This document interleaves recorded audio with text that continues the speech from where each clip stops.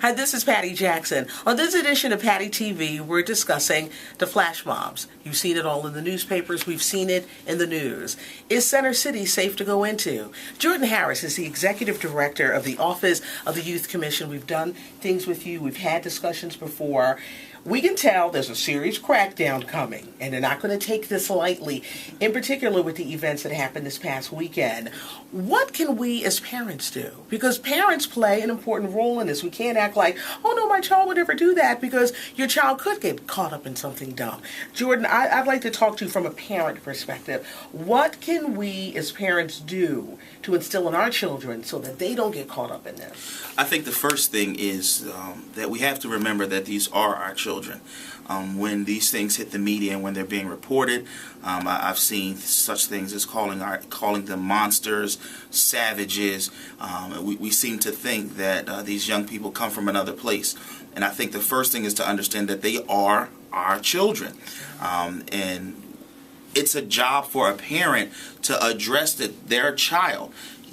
You need to know where you can go, where you can't go, what time you have to be home. We have all of the technology in the world. Parents need to be in constant contact with their children to find out where they're going, where are they. Let them know where not to go, and what's not necessarily a wise thing to do. There's a lot of things we can do. There's a lot of things that aren't wise to do. That's right, because what's happening, they're going to start really cracking down, and the kids are going to be in trouble, and the parents are going to be held accountable for the actions of their children. And a dumb mistake that you make as a youth can haunt you for the rest of your life. You get ready to go to college, it can hurt you in going to college. It can hurt you in anything that you want to do, in getting a job. You don't want to have a record at a very early age. And I think that's the issue that I've been seeing. We've been crisscrossing the city, talking with young people and engaging them on why these things are happening. Because that's always, for me, that's always important, is the why. What's at the root of this problem? And I met a 19-year-old young man at one of our community meetings. And I asked him the simple question, what is it that I could do to help you achieve your dream? And this 19-year-old young man looked at me square in my eye and said nothing. He said, I'm 19, I have a record, I only have a 10th grade education. There's nothing that you could do for me. So when I see young people like that, the first thing that comes to my mind is hopelessness. We have some of our young people who are doing great things, but then we have another segment of our population of young people who are seriously hopeless. The 2008 message of hope missed them. So when you see a young person putting a tattoo on their face or something like that, you're dealing with a young person who's not thinking about tomorrow because they can only see today.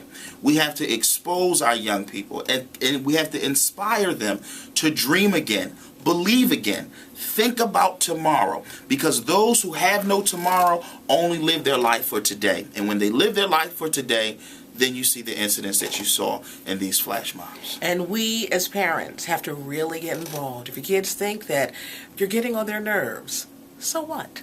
That's what we do as parents. Right. That's what we do. We must be very actively involved in what our children are doing and encourage them. Don't be a follower, be a leader. You see kids doing something, we must instill in our children. No, you don't need to follow with the crowd for peer pressure. You don't need to do that. And I know it's hard because there's such a thing with this peer pressure, but a lot of kids are getting caught up in this, and they don't need to be caught up in it.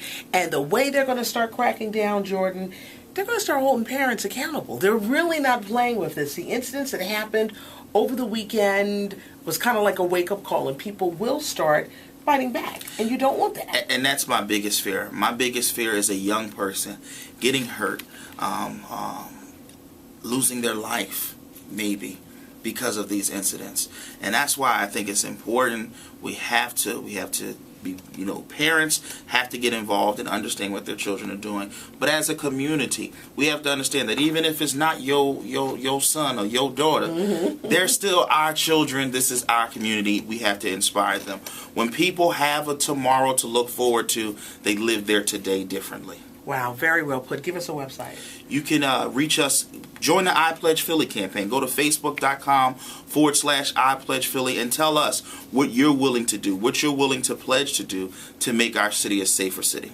What are you prepared to do? So well put. Jordan Harris, the Executive Director of the Youth Commission. Thank you so much. Anytime you need us, because we need to know, what are you prepared to do? Thank you.